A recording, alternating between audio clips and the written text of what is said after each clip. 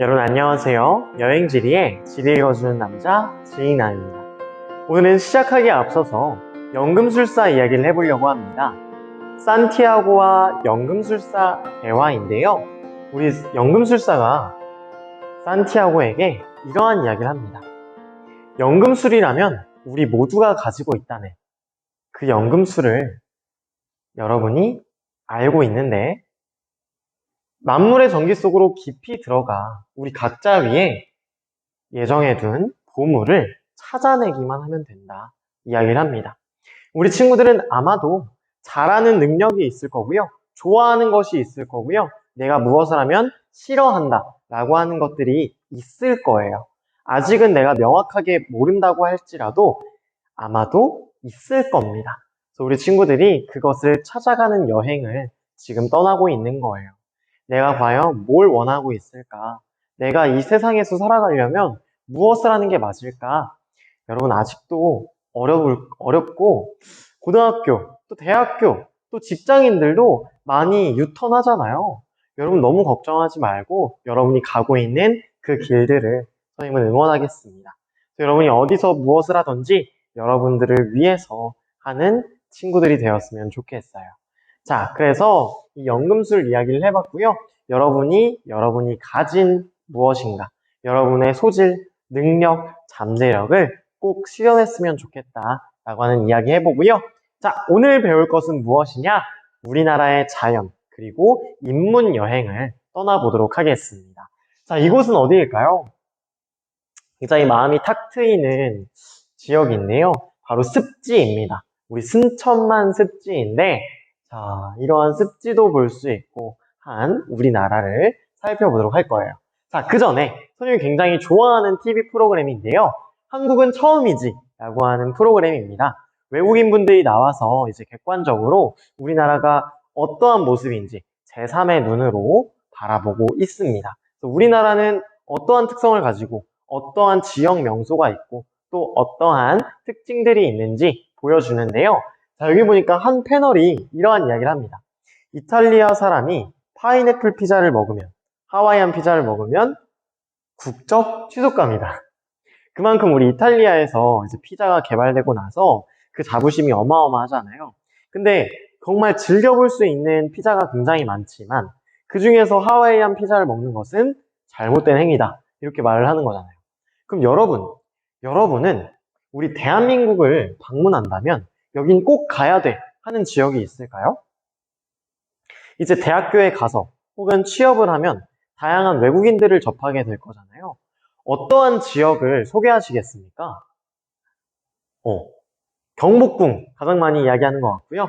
서울타워, 또 롯데월드몰, 그게 맞나? 그죠? 그 한강, 네, 이렇게 나오고 있네요. 그래서 선생님도 여러분과 비슷해요. 선생님은 가장 먼저 경복궁을 떠올렸습니다. 광화문을 지나면 이제 경복궁이 위치해 있잖아요. 그래서 궁에서 한복 입으면서 이제 나잡아봐라 하는 그러한 일상을 한번 떠올려 봤고요. 자, 그 다음에는 이곳은 어딜까요, 친구들? 우리나라입니다. 네. 한국의 사막이라고 불리는 지역인데 이따 어딘지 볼 거고요.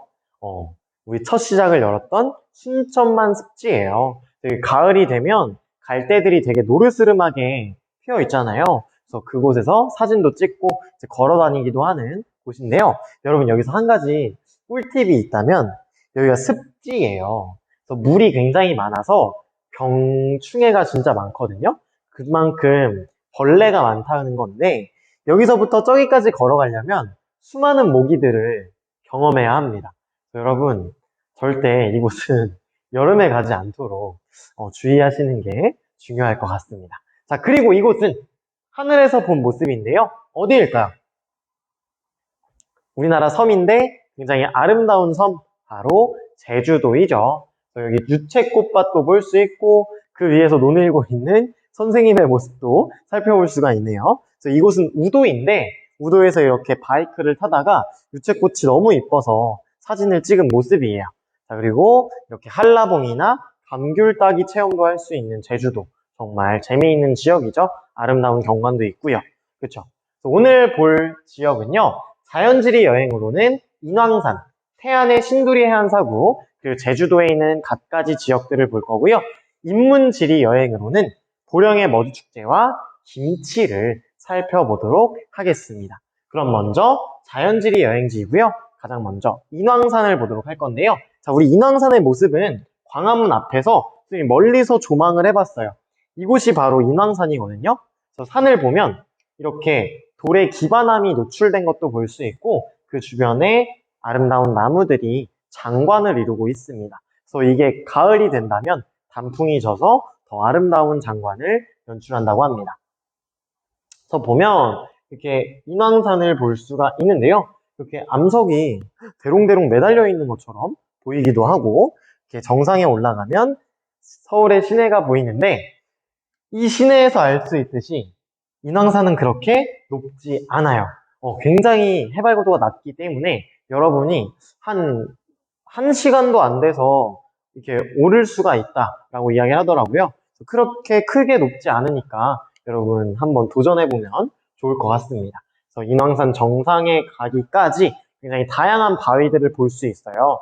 이렇게 바위 지형도 볼 수 있고 뭐 섬바위, 기차바위, 굉장히 다양한 바위가 위치해 있습니다. 해골바위도 있다고 하더라고요.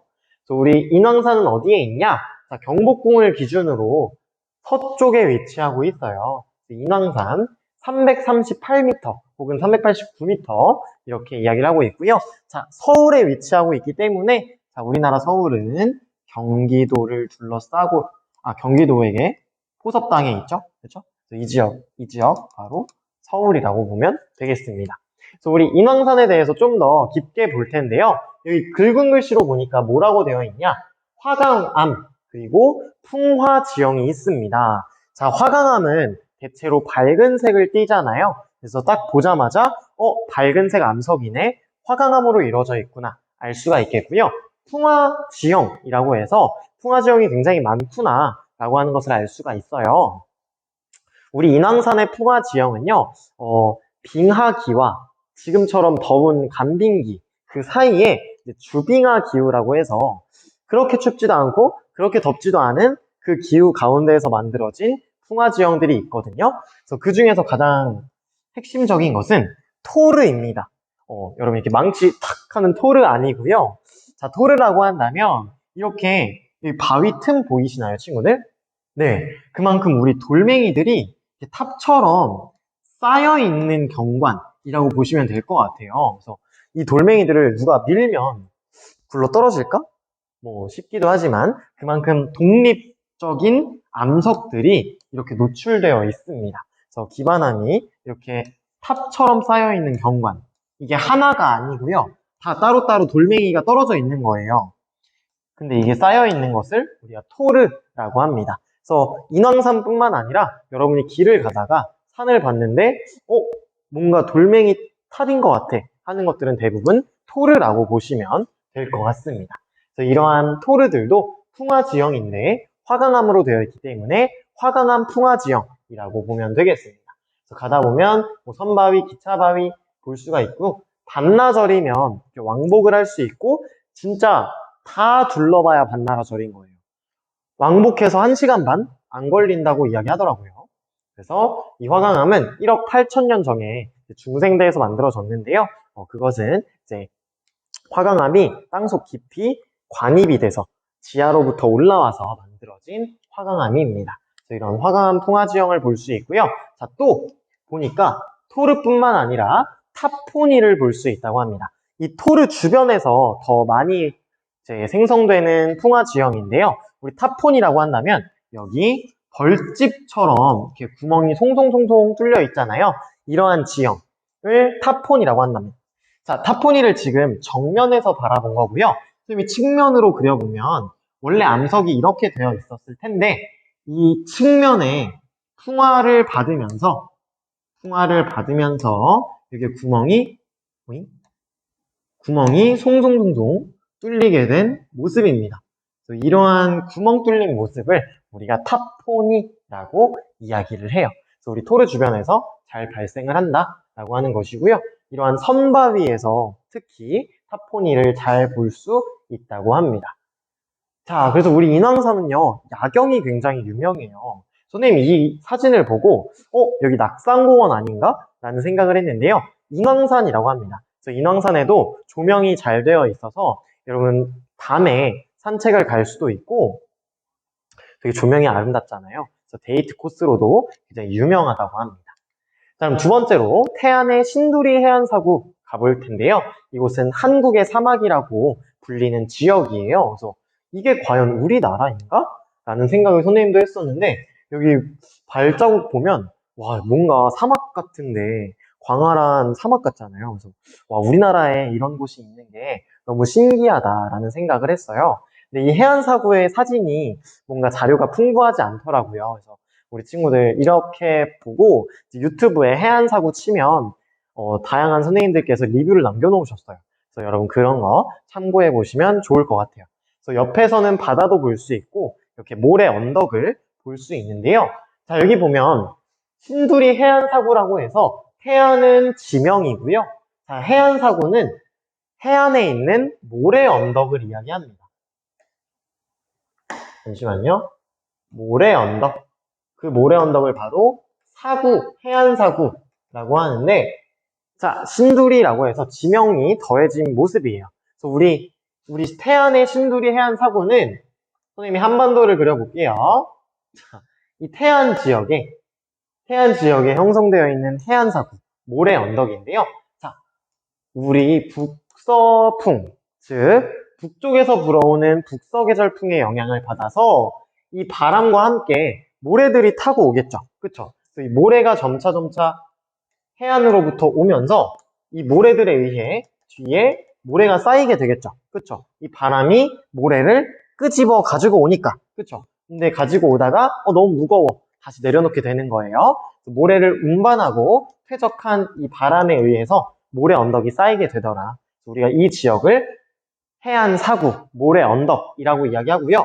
보통 우리 친구들이 여름에 노는 그런 해수욕장은 이 앞에 있는 지역이라고 보면 돼요. 유식하게 사빈이라고 이야기를 하는데 모래 해수욕장, 그 지역은 바로 이곳입니다. 그래서 사빈으로부터 모래가 운반되어서 쌓인 것, 그 모래 언덕을 바로 해안 사구라고 이야기를 해요. 즉, 우리 신두리 해안 사구도 그렇고 우리 바다 주변에 있는 모래 언덕들은 대부분 바람에 의한 퇴적작용으로 만들어졌다라고 하는 것 기억해두면 될 것 같습니다. 오케이? 네. 그래서 우리 해안사고에 대한 영상은 꼭 한번 여러분이 살펴보세요. 그래서 와 이런 우리나라에도 이런 지형이 있구나 라고 하는 거 알아두면 되겠고요. 자, 세 번째는 제주도입니다. 선생님이 이제 대학교 1학년 때 찍었던 사진인데요. 굉장히 아름답죠? 우리 자연경관이 굉장히 수려하고 아름답다라고 하는 곳 바로 제주도입니다. 그래서 제주도에는 굉장히 다양한 관광지들이 분포하고 있는데 오늘 여러분과 함께 협재해수욕장 그리고 백록담, 그 다음 정방폭포, 대포해안 주상전리대 이 네 가지만 살펴보도록 하겠습니다. 그럼 먼저 협재해수욕장인데요. 와 진짜 아름답죠. 선생님 친구가 찍은 사진인데 와 역시 지리교육과답게 사진을 너무너무 아름답게 찍었습니다. 여기 보면 풍력발전도 돌아가고 있고 굉장히 광활한 하늘의 모습도 볼 수 있고 사람들이 바다를 즐기는 모습을 볼 수 있죠. 근데 여러분 좀 신기하게 해수욕장의 색깔이 여러분 어떤가요? 잘 보이나요? 안 보인다고요? 이 사진으로 한번 가볼게요. 자, 해수욕장의 색깔이 지금 어떤가요? 물론 바다 색깔은 굉장히 에메랄드 빛이에요. 굉장히 아름다워요. 그런데 우리 사빈의 색깔이 굉장히 하얗습니다. 굉장히 밝은 색을 띠고 있어요. 좀 더 자세하게 볼게요. 사람들이 지금 이렇게 놀고 있고요. 그 주변에 있는 해수욕장, 사빈의 모습인데 이 사빈의 모습이 굉장히 하얗더라. 굉장히 밝더라.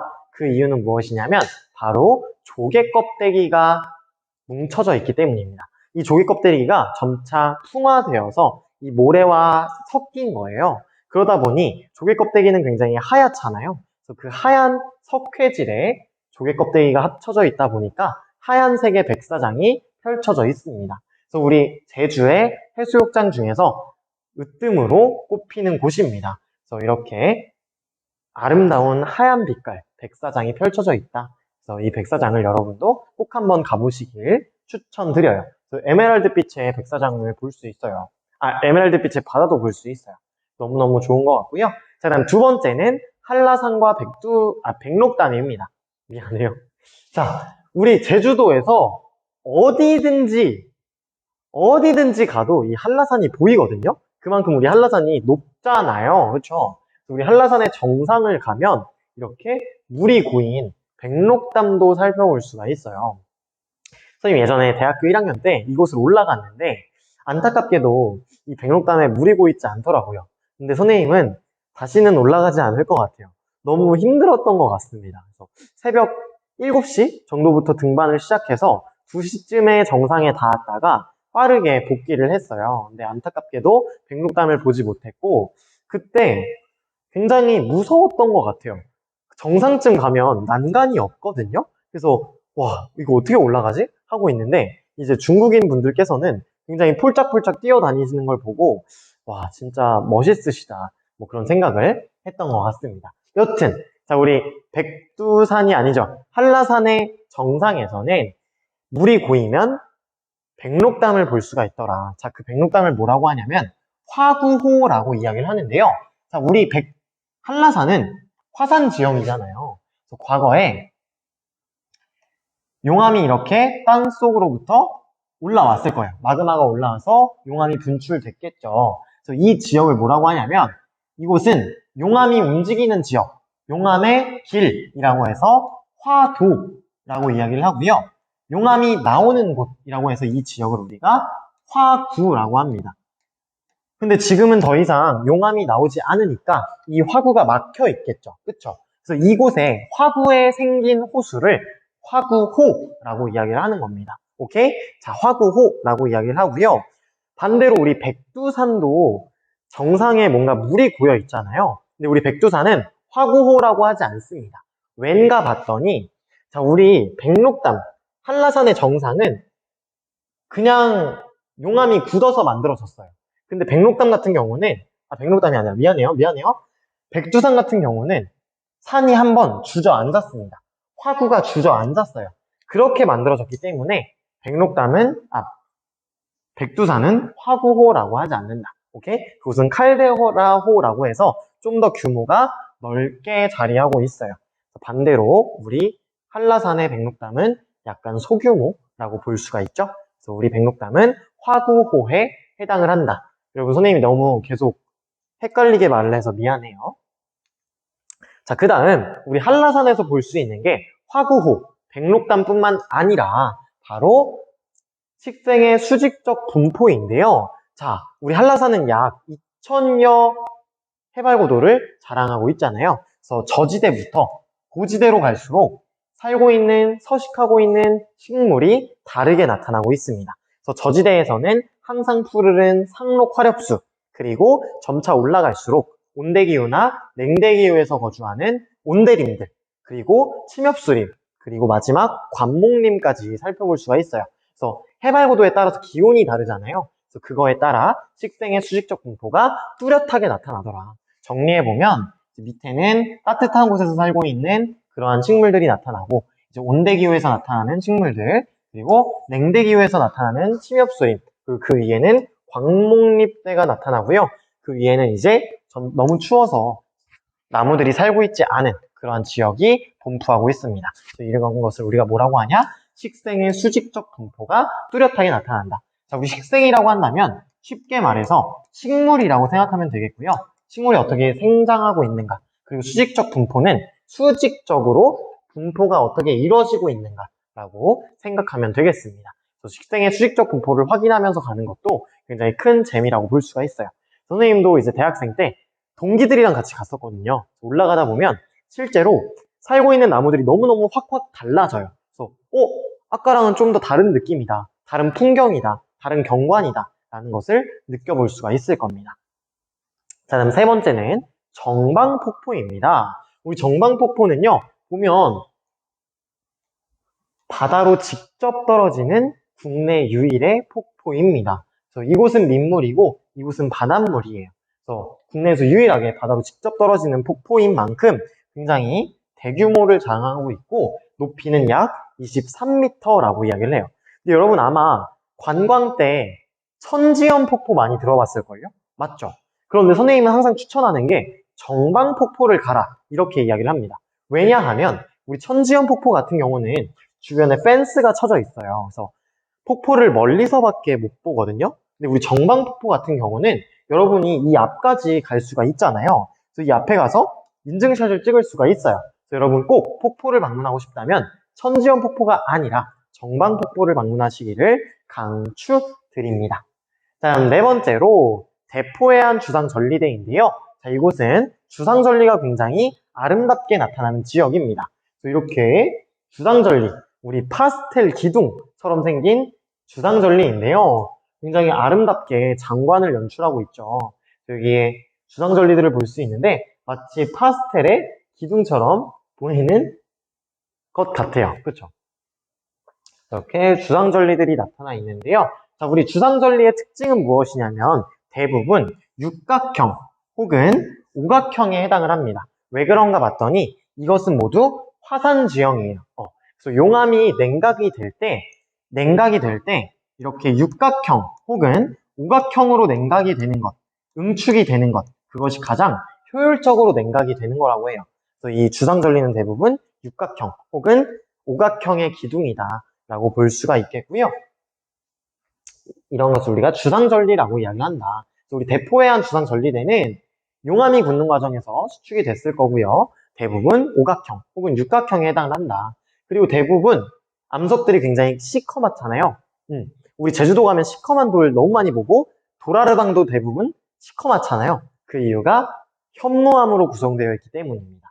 그리고 우리 대포해안 주상전리는 우리나라의 최대 규모에 해당을 한다 라고 하는 것까지 살펴볼 수가 있겠어요. 그래서 이렇게 제주도까지 살펴봤고요. 자연지리를 넘어서 이제 인문지리로 가보도록 하겠습니다. 자, 문화여행인데요. 첫 번째로 보령 머드축제, 두 번째 김치를 살펴볼게요. 자, 우리 보령 머드축제인데요. 보면 외국인들이 자리하고 있잖아요. 우리 CNN에도 소개가 될 만큼 코리아에서 가장 큰 축제, 가장 유명한 축제로 알려져 있다고 합니다. 그래서 코리아 축제라고 하면 가장 먼저 머드 축제를 떠올릴 만큼 굉장히 유명하다고 해요. 그래서 외국인들도 굉장히 많이 방문을 하고 있고요. 2012년을 기준으로 굉장히 많은 몇십만 명의 외국인들이 방문하고 있다고 합니다. 그래서 가면 실제로 외국인들이 더 많은 것을 볼 수가 있다고 해요. 그래서 우리가 머드를 가지고 그냥 머드를 던지면서 혹은 묻히면서 노는 것뿐만 아니라 이제 보면 갖가지 기구들도 이용할 수 있고요. 우리 풍물놀이와 같은 전통 문화도 함께 즐겨볼 수가 있다고 합니다. 그래서 우리 보령에서 즐길 수 있는 머드 축제인데 이 머드가 있는 이유는 뭘까요? 그렇죠. 바로 갯벌이 위치해 있기 때문입니다. 여러분, 우리나라 갯벌은요, 세계 3대 갯벌에 속합니다. 그만큼 갯벌 지형이 두드러지게 발달을 했어요. 그래서 우리 갯벌을 이용한 머드 축제, 그래서 마사지뿐만 아니라 다양한 놀이들을 즐길 수가 있다. 체험형 관광 이벤트를 즐길 수가 있다. 그래서 여기 보니까 머드 팩을 할 수도 있고 그림을 그려주기도 하고 다양한 이벤트를 하더라고요. 이렇게 보령 머드 축제 즐겨볼 수가 있겠고요. 자, 그럼 두 번째 김치로 넘어가도록 할 건데 먼저 우리나라 음식 역사 그 중에 몇 가지만 살펴보도록 하겠습니다. 자, 여러분 서울 종로에 광장시장 가본 적 있나요? 가면 녹두전도 팔고 꼬마김밥도 팔고 낙지탕탕이, 육회, 다양한 음식이 있습니다. 자, 이렇게 다양한 음식들이 있는데요. 그 중에서도 비빔당면이라는 음식도 있습니다. 과연 이 비빔당면은 우리가 왜 먹게 되었을까라고 하는 것인데요.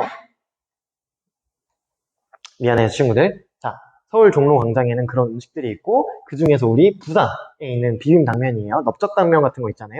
그럼 비빔당면이 왜 유행을 하게 됐을까라고 한다면 바로 6.25 시절에 이제 고구마나 감자 전분으로 이제 국수를 만들어 먹은 것에서 유래한다고 하고요. 또 우리 전주하면 생각나는 거.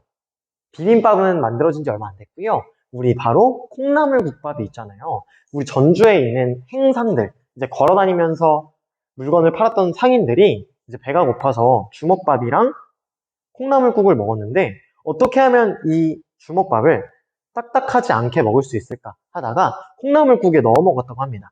이때부터 만들어진 게 콩나물국밥이었어요. 그래서 우리 일제강점기를 살았던 그 행상들에 의해서 콩나물국밥이라고 하는 음식 문화가 자리 잡게 되었다. 그래서 우리 음식은요, 우리나라의 역사와 때려야 뗄 수 없는 문화다. 그래서 음식에는 역사가 그 요인을 작용시키기도 한다라고 하는 것. 그래서 우리 일제강점기가 아니라 그 언제예요? 임진왜란 전에는 고춧가루가 없었잖아요. 그 이후에 김치에 고춧가루가 첨가되기도 하는 그런 것들을 우리가 생각해 볼 수가 있겠죠. 우리 김치를 이제 살펴보려고 하는데요. 자, 우리 세계 건강 발효식품으로 인정받은 우리 김치. 하지만 지역마다 고유의 맛이 있습니다. 고유의 색깔도 있어요. 즉, 우리 북쪽 지방은요, 이렇게 하얀 백김치가 나타나고요. 혹은 동치미가 나타나기도 합니다. 그 이유가 고춧가루를 굉장히 적게 쓰기 때문인데요. 북쪽 지방은 왜 고춧가루를 쓰지 않았을까요? 좀 더 보도록 하죠. 자, 우리 남쪽 지방은 매운 김치가 특징인데요. 김치 맛이 변하지 않게 하려는 선조들의 지혜가 있다고 합니다. 그게 무슨 상관일까요? 네, 우리 한반도는요, 북쪽이 남쪽에 비해 기온이 낮죠. 즉, 남쪽은 북쪽에 비해 기온이 높습니다. 기온이 높으면 음식이 쉽게 부패된다고 이야기했습니다. 여러분, 과거에 열대우림 기후 혹은 열대기후 배운 적 있을 거예요. 굉장히 덥고 습하면 음식이 부패하기 쉽잖아요. 그래서 우리 열대기후 지역에서 발달한 음식 뭐가 있었어요? 향신료를 치거나 기름에 볶거나 튀긴 요리가 많았잖아요. 그것처럼 우리나라는 어떻게 했냐? 고춧가루라고 하는 향신료를 굉장히 많이 치게 된 거예요. 남쪽 지방에서.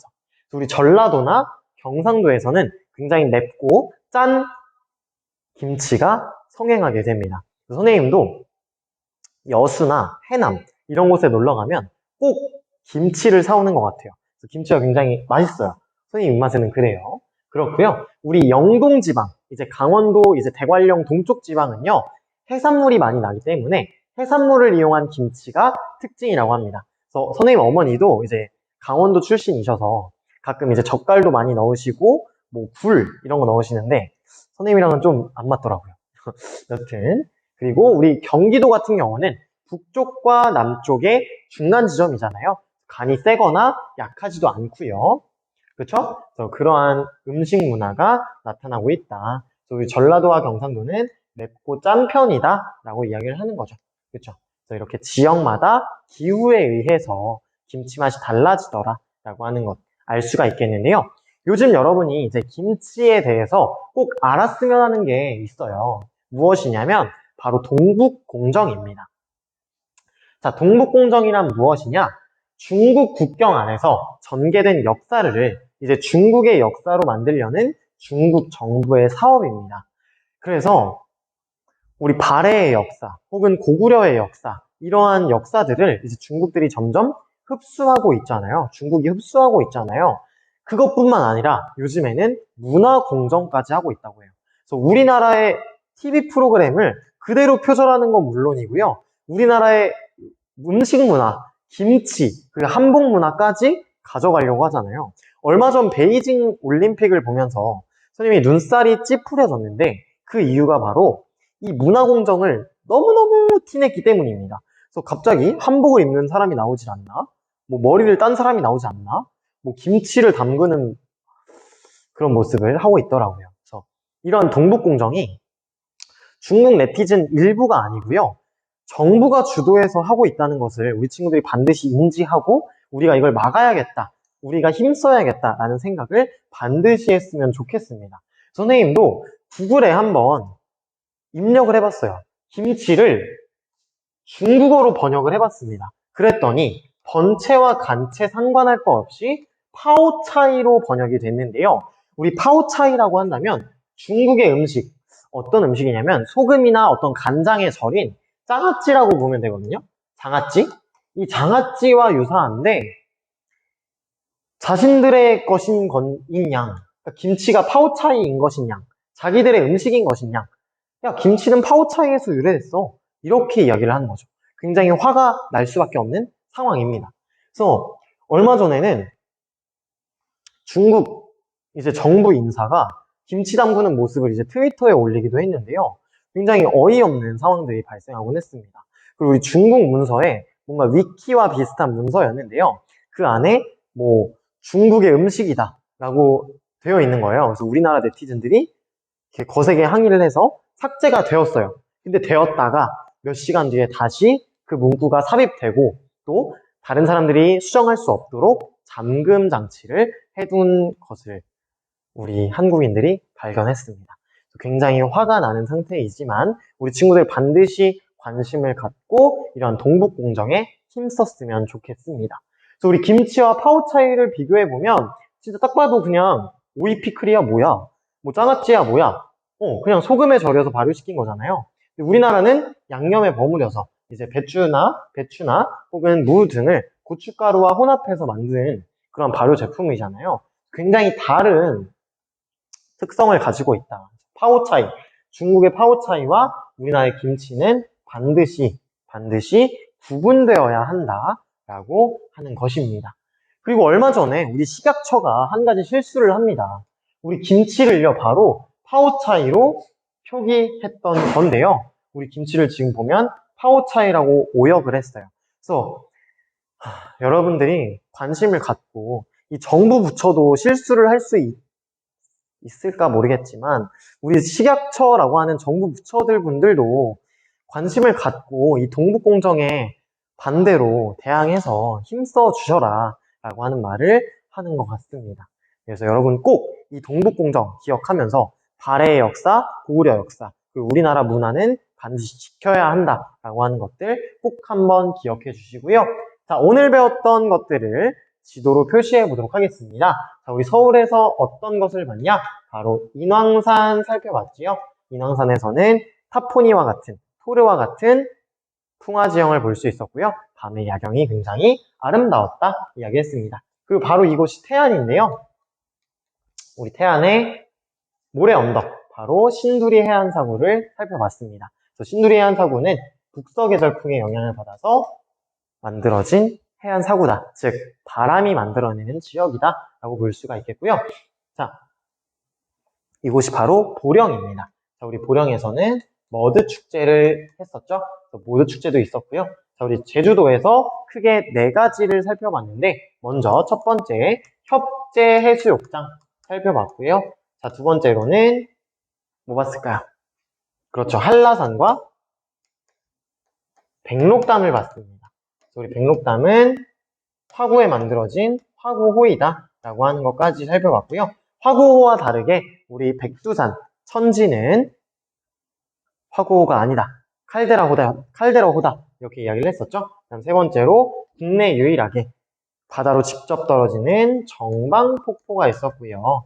다음 마지막 대포해안 주상전리대가 있어서 우리나라 최대 규모를 자랑하고 주상전리가 굉장히 장관을 이루었다라고 하는 것까지 살펴봤습니다. 그리고 남쪽 지방과 북쪽 지방의 기온 차이에 의해서 우리 김치 맛이 변화하더라 라고 하는 것도 살펴봤습니다.